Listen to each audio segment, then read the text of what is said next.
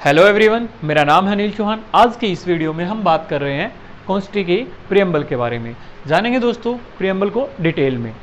तो प्रियम्बल है ये लैटिन वर्ड प्रियम्बल से लिया गया है, जिसका मतलब है टू गो बिफोर। अब प्रियम्बल का पर्पज क्या होता है, जैसे प्रियम्बल में क्या क्या दिया होता है, क्या क्या कुछ बताया होता है।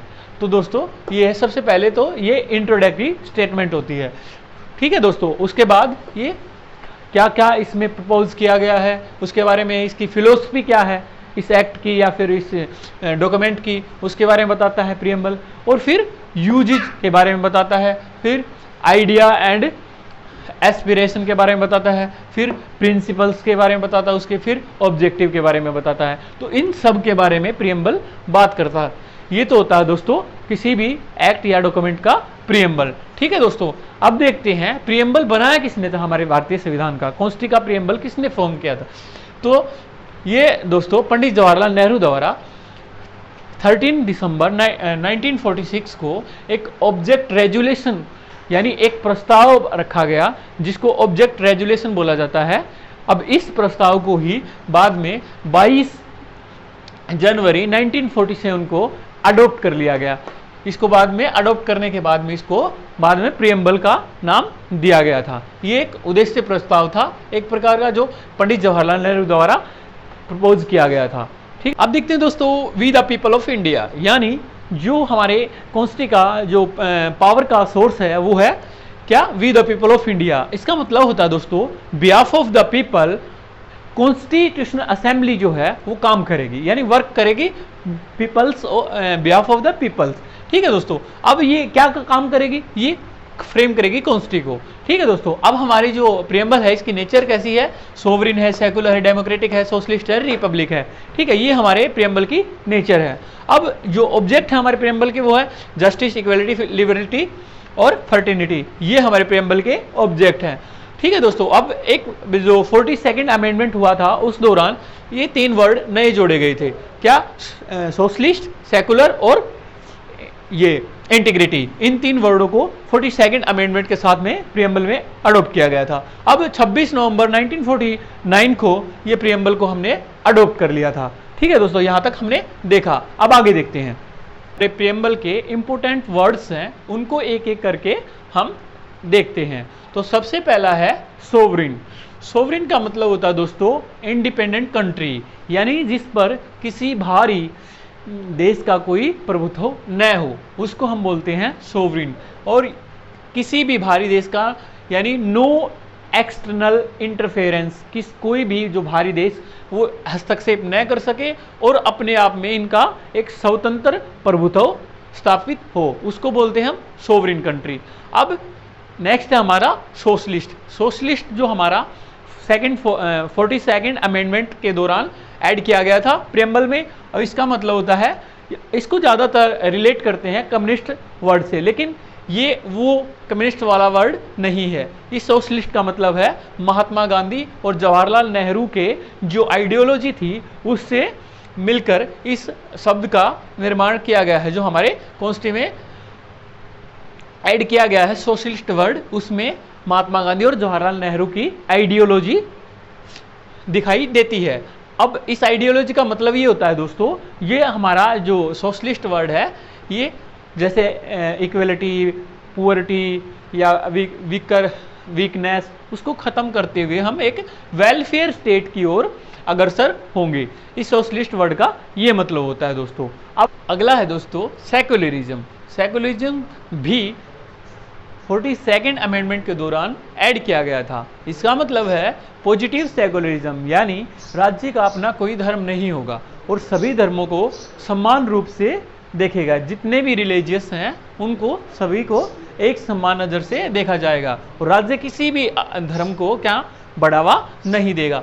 और जो फ्रीडम टू प्रैक्टिस है, यानी उनको मानने की स्वतंत्रता भी क्या क्या करेगा, राज्य प्रोवाइड करेगा। इस प्रकार से नहीं जिस प्रकार से फ्रांस में है कि किसी भी धर्म को प्रैक्टिस करने पर पाबंदी लगाई गई है, ठीक है दोस्तों। अब सेकुलरिज्म का मतलब समझ चुके। नेक्स्ट है अपना डेमोक्रेसी। डेमोक्रेसी का मतलब होता है दोस्तों, डेमो का मतलब पीपल, क्रेसी का मतलब रूल्स। ये 2 टाइप की होती है, एक डायरेक्ट एक इनडायरेक्ट। यानी किस डायरेक्ट या इनडायरेक्ट तरीके से जो लोगों का जो पीपल्स हैं, लोग हैं, उनका रिप्रेजेंटेटिव करना। अब भारत में क्या है, इनडायरेक्ट जो डेमोक्रेसी देखने को मिलती है। जो लोग हैं जो 18 प्लस हैं, जिनको वोटिंग का राइट है, वो अपने रिप्रेजेंटेटिव चुनते हैं, वो पार्लियामेंट में जाकर बैठते हैं, जो उनका उनको रिप्रेजेंट करते हैं, प्रतिनिधि करने के लिए। ठीक है दोस्तों, अब जो डेमोक्रेसी का मतलब होता है, एक अब्राहम लिंकन की एक बहुत अच्छी पंक्ति है, लोगों द्वारा किया गया शासन, लोगों द्वारा किया गया शासन, ये अब्राहम लिंकन द्वारा एक बहुत अच्छी पंक्ति कही गई थी। ठीक है दोस्तों, अब जो गवर्नमेंट है ये लोगों के बिहाफ पर काम करेगी, यानी लोग इसको चुनकर भेजेंगे। ठीक है, डेमोक्रेसी का मतलब यही होता है। और भारत में क्या है, इनडायरेक्ट डेमोक्रेसी है। नेक्स्ट हमारा है रिपब्लिक। रिपब्लिक का मतलब होता है, एक तो रियल हेड होता है, एक नॉमिनल हेड होता है। नॉमिनल हेड कौन होता है, प्रेसिडेंट, और रियल हेड प्राइम मिनिस्टर। अब दोनों का क्या होता है, जो चुनाव होता है वो इलेक्टेड है, ये दोनों के दोनों। इनका वंशानुगत पद नहीं है, यानी जो सुपर 30 मूवी में डायलॉग है ना, राजा का बेटा राजा नहीं बनेगा, उसके अपोजिट होता है रिपब्लिक।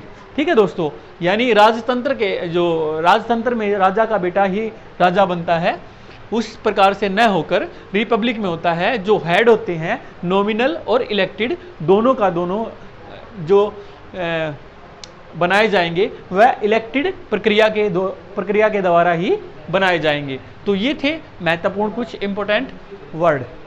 अगला जो है प्रियम्बल के बारे में 2 क्वेश्चंस है, उनके बारे में डिस्कशन करते हैं। पहला, क्या प्रियम्बल पार्ट है कॉन्स्टिट्यूशन का, और दूसरा, जो प्रियम्बल है इसमें अगर अमेंडमेंट हो सकती है, अगर हो सकती है तो किस प्रकार से। अब इन दोनों क्वेश्चंस को समझने के लिए हमें 2 केसेस को देखना पड़ेगा। एक तो बारबरी केस है जो यूनियन का, और दूसरा state of Kerala versus Keshavanandan Bharati versus state of Kerala. इन 2 केसों के बारे में हम डिस्कस करेंगे। ये केस देखने के बाद में हमें इन 2 क्वेश्चंस का पता लग जाएगा। तो आर्टिकल 368 के तहत पावर मिलती है पार्लियामेंट को कॉन्स्टिट्यूशन में अमेंड करने के लिए, लेकिन जो बारबरी यूनियन का जो केस था, इसमें 368 में ये कहा गया कि 368 पर निर्णय देते हुए कहा सुप्रीम कोर्ट ने कि ये जो 368 के तहत पार्लियामेंट कॉन्स्टिट्यूशन के किसी भी पार्ट में क्या कर सकती है, अमेंडमेंट कर सकती है। But preamble note part is constitution, preamble को कॉन्स्टिट्यूशन का पार्ट नहीं माना। कि कौन से केस में, रे बारबरी केस में। ठीक है, अब जो रे बारबरी केस था, इसमें ये कहा गया कि पार्लियामेंट किसी भी उसमें अमेंडमेंट कर सकती है कॉन्स्टिट्यूशन के पार्ट में, लेकिन सुप्रीम कोर्ट ने ये बताया कि जो हमारे जो कॉन्स्टिट्यूशन की प्रियम्बल है उसके अंदर अमेंडमेंट नहीं कर सकती, क्योंकि प्रियम्बल को कॉन्स्टिट्यूशन का पार्ट नहीं माना। लेकिन सुप्रीम कोर्ट ने ये जो डिसीजन दिया था, इसको Keshavanandan Bharati versus state of Kerala में बदलते हुए कहा, क्योंकि यहाँ पर सुप्रीम कोर्ट द्वारा एक पॉइंट मिस हो गया था। वो क्या था दोस्तों, वो पॉइंट था अडोप्शन का। जिस प्रकार से हमारे कॉन्स्टिट्यूशन के अन्य और जो टॉपिक्स हैं वो हमने अडोप्ट किए हैं, उसी प्रकार से प्रियम्बल को भी हमने कहीं और से अडोप्ट किया है। तो इसीलिए जो Keshavanandan Bharati versus state of Kerala था, केरला का जो मामला था, इस मामले में क्या कहा गया कि प्रियम्बल भी कॉन्स्टिट्यूशन का पार्ट है, क्योंकि हमने यह भी किसी अन्य स्थान से अडोप्ट किया है, और 368 के तहत अब इसमें भी अमेंडमेंट की जा सकती है। लेकिन दोस्तों, जो सुप्रीम कोर्ट ने ये डिसीजन देते हुए ये भी कहा कि जो हमारे कॉन्स्टिट्यूशन का जो बेसिक स्ट्रक्चर है उसके अंदर किसी प्रकार का कोई चेंजमेंट नहीं किया जाएगा।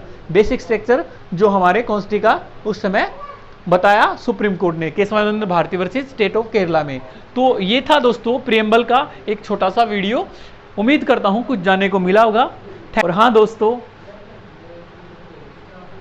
तो ये था हमारा प्रियम्बल का एक छोटा सा ब्रीफ लेक्चर। और दोस्तों, अगर हमारी वीडियो पसंद आए तो लाइक करना, शेयर करना, सब्सक्राइब करना। इसी के साथ हम आपसे लेते हैं विदा। मुलाकात होगी अगले एक वीडियो में कॉन्स्टिट्यूशन के किसी और वीडियो के साथ में। तब तक के लिए आपका बहुत बहुत धन्यवाद।